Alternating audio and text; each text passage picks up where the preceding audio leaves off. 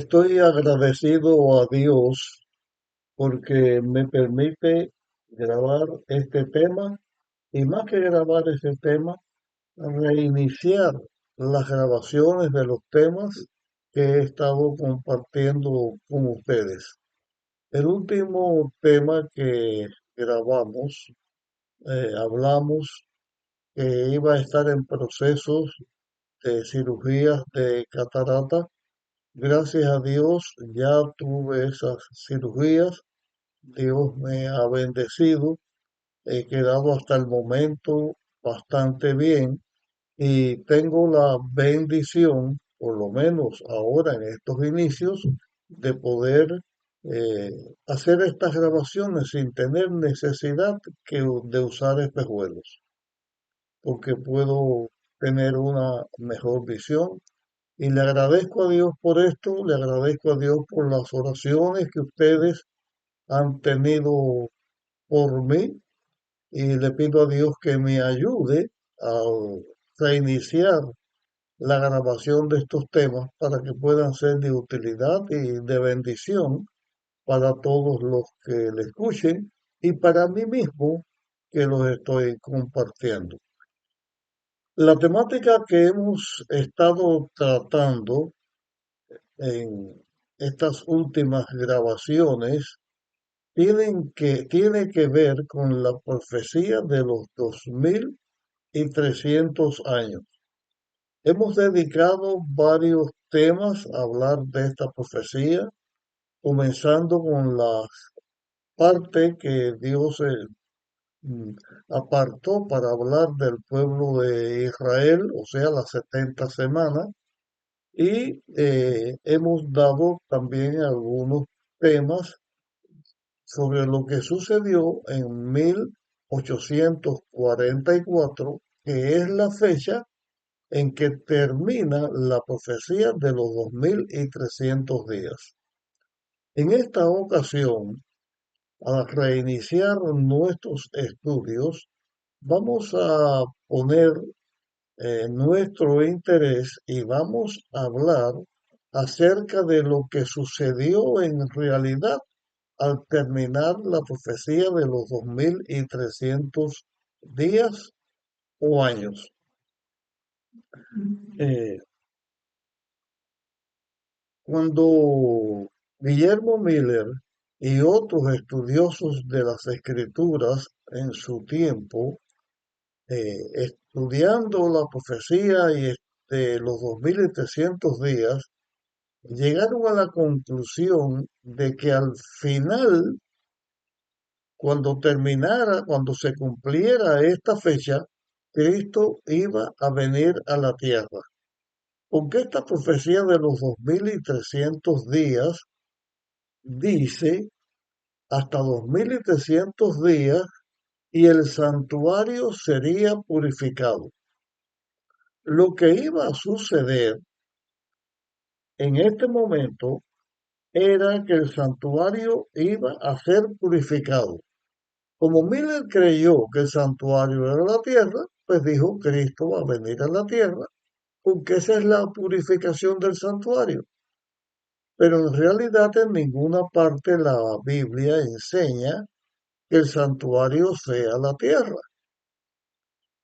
Más bien, la Biblia lo que enseña con respecto a la profecía y a la venida de Jesús, que la venida de Cristo a la tierra no está sujeta a ninguna profecía, porque Jesús mismo dijo que el día de la venida de Jesús, el día y la hora, no se sabría, que no le toca a los seguidores de Dios en la tierra saber cuándo es que Cristo va a venir.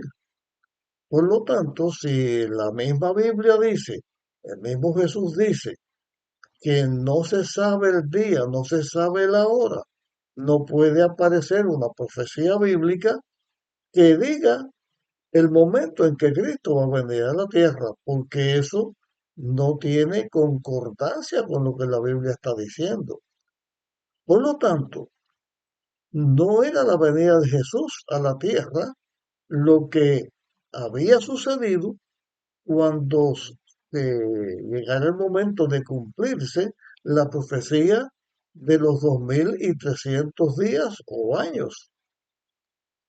Pero como que la Biblia dice que lo que iba a suceder era que el santuario sería purificado, entonces hay que buscar en la Biblia lo que la Biblia dice, qué cosa es el santuario.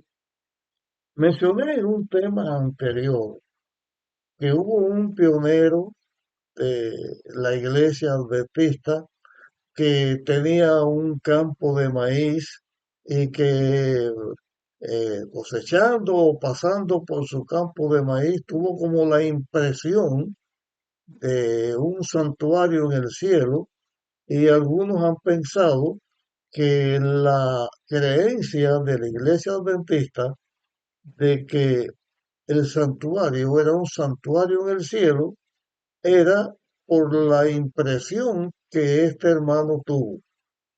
Pero eso no es una realidad. La doctrina bíblica no se estudia o no se conoce por impresiones o por visiones. No se conoce la verdad bíblica porque Dios levante un profeta y ese profeta tenga una visión, que no fue el caso de Edson, porque en este caso la que Dios estaba utilizando en este momento, o después de este momento, porque fue después de este momento, fue Elena Harmon, que se convirtió después en Elena White, porque los dos primeros que Dios llamó, Hazel Foss y William Foy, ellos no aceptaron ser mensajeros que Dios pudiera utilizar. No se establece la enseñanza del santuario celestial porque Dios le dio una visión, una impresión, le dio una enseñanza a una persona particularmente para que después viniera alguien a decirle, Dios me mostró que el santuario que iba a ser purificado iba a ser el santuario celestial. La iglesia naciente, la iglesia adventista del séptimo día, que surgió después del chasco de 1844, llegó a la conclusión o al conocimiento de que el santuario que iba a ser purificado al terminar los 2300 días, o sea, en el año 1844, era un santuario, pero que era santuario celestial. ¿Por qué razón? Primero, porque el santuario que la Biblia presenta, que Dios le enseñó a Moisés mediante el modelo para que él lo construyera cuando iba por el desierto, cuando salieron de Egipto rumbo a Canaán, ese santuario ya no existe, no existía. Mucho tiempo atrás ya había dejado de existir, porque el mismo santuario terrenal, eh, el oficio que se hacía, los rituales que se hacían, las enseñanzas que se tenían, donde estaban los muebles del santuario, fue el templo que Salomón construyó, que Dios inspiró a David y a Salomón para que lo construyera. Ese templo de Salomón también fue destruido cuando los babilonios llevaron cautivos a los israelitas, a los reinos de Judá, lo llevó cautivo a Babilonia y ese templo fue destruido. Después, cuando se restableció ese templo, en los tiempos de Esdras y Nehemías, los que regresaron bajo las órdenes de los dirigentes de los medos y los persas, la última de los decretos que se dio para esa construcción fue la de Jerusalén, que también tenía que ver con el templo y tenía que ver con los muros de Jerusalén, fue la del decreto de Artajerjes, en el que dio comienzo a la profecía de los 2300 días en el año 457. Ese templo, segundo templo que se construyó y que Herodes, el rey Herodes, también lo remodeló, eh, trabajó en él para remodelarlo, lo puso más bello. Era una cosa hermosa, aunque no llegaba a la hermosura del primer eh, templo, pero que fue hermoseado y engrandecido porque en ese templo, el segundo templo que se construyó, donde el rey Herodes también trabajó y lo mejoró, ese templo fue eh, exaltado porque Cristo cuando estuvo en la tierra estuvo en ese templo. Pero ese templo fue destruido en el año 70 después de Cristo. Fue destruido por los romanos. Y cuando la profecía de los 2300 días en 1844 llegó a su cumplimiento, ese templo ya no existía. Y en la tierra no existe ningún templo que tuviera que ser purificado. Por lo tanto, si en la tierra no había ningún templo que tendría que ser purificado en 1844, ¿dónde está ese templo? Porque la profecía de los 2300 días o años es verdadera. El estudio que hemos tenido hasta aquí demuestra que es verdadera. Se ha cumplido a lo largo de la historia todo lo que tiene que ver con el santuario, con la profecía de los 2300 días, con las 70 semanas dedicadas al pueblo de Israel. Todo se ha cumplido y está en la historia. No se puede decir que la profecía no sea verdadera, porque la historia ha demostrado que es verdad, porque es verdad que el pueblo de Israel fue llevado cautivo por Babilonia, que los israelitas, muchos de ellos regresaron y que reconstruyeron un templo. Es verdad que ese templo era el santuario que eh, se realizaba en él toda la obra que tenía que ver con la obra del santuario. Es verdad que fue destruido y está en la historia cómo fue destruido ese templo. Todo esto es cierto, por lo tanto, no podemos decir que la profecía fue mentira, porque en el año 1844 no hubiera un templo en la tierra o un santuario para ser purificado. Había que ir a la Biblia y comenzar un estudio bíblico, buscando la Biblia que enseña, que dice, que señala como que sea el santuario que en 1844 iba a ser purificado. Cuando los pioneros de la iglesia adventista o la iglesia adventista en sus inicios comienza a estudiar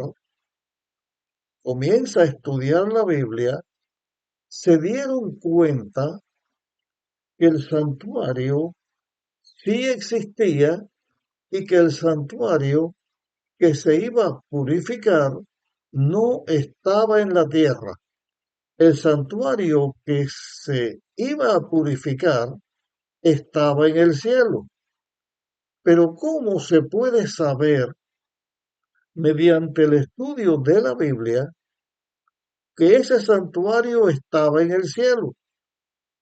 La otra parte que se debe analizar ¿Puede un santuario que esté en el cielo,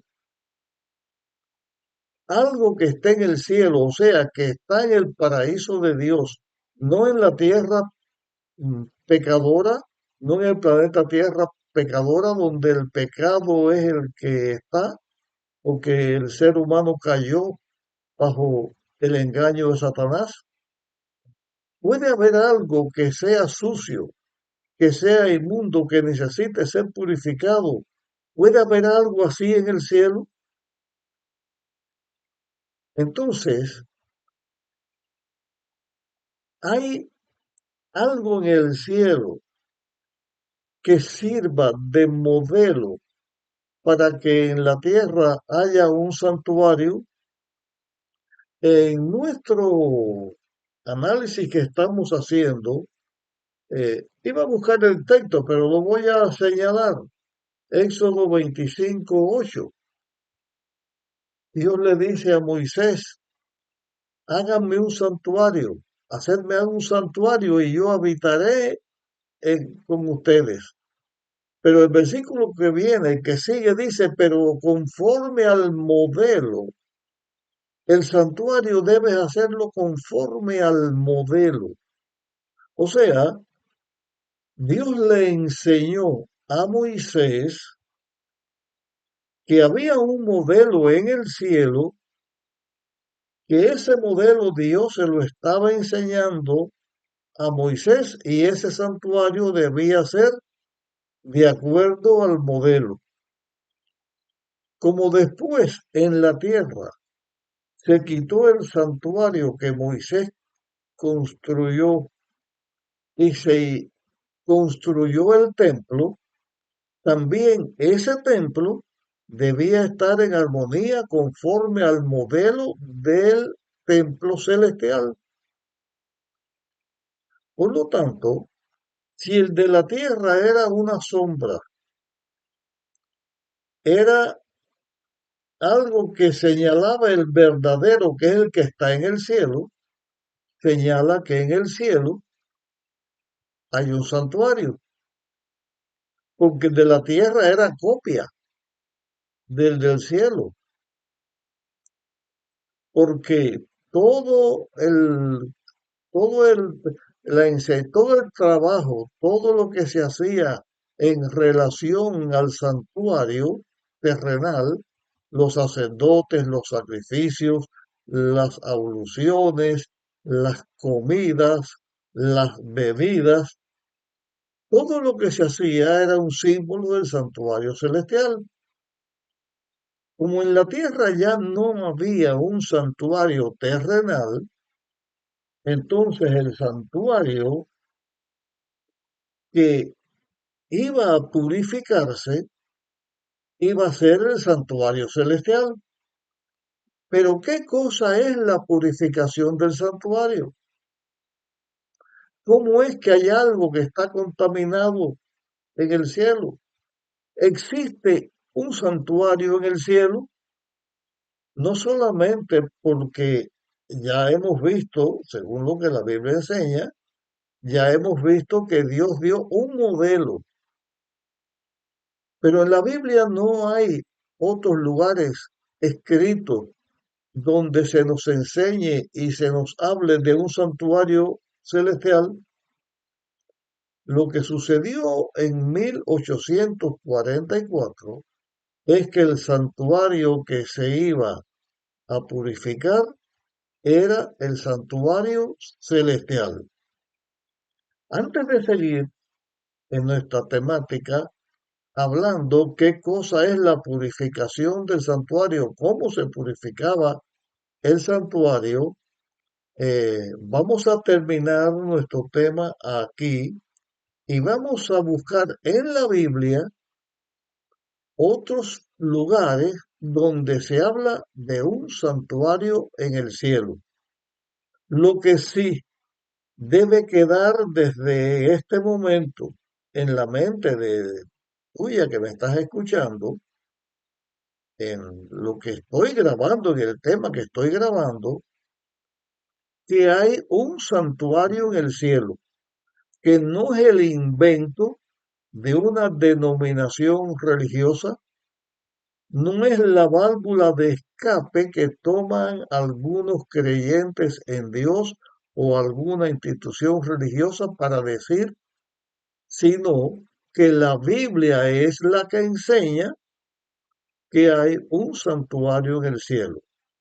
Además de lo dicho hasta aquí, en el próximo tema vamos a señalar textos bíblicos. Aclaro desde ahora que no es todos los textos bíblicos, sino solamente los que vamos a señalar para ver que la Biblia nos habla de un santuario que hay en el cielo.